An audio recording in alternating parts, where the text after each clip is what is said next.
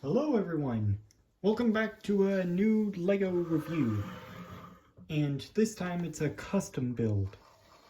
In front of me you see a combo build between two different villain sets, along with this unique little trap it can lay out.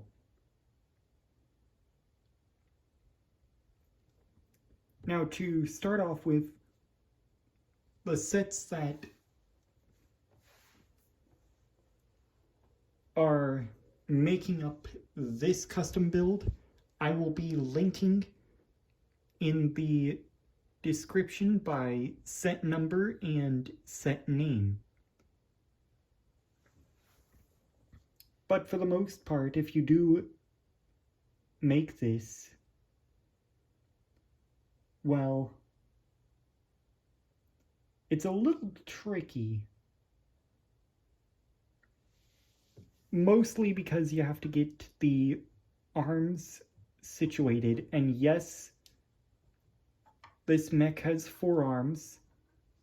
He's got 2 up here and 2 right here.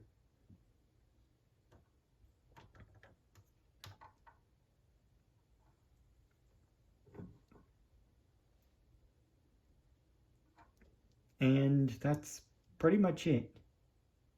Also, if you are making this, it will become incredibly top-heavy, which is why I put a little stump here at the foot to stable it.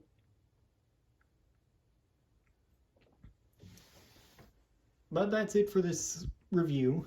Oh, and ignore all this because it's just a bunch of random parts that are left over from the 2 sets I will mention in the description of the video.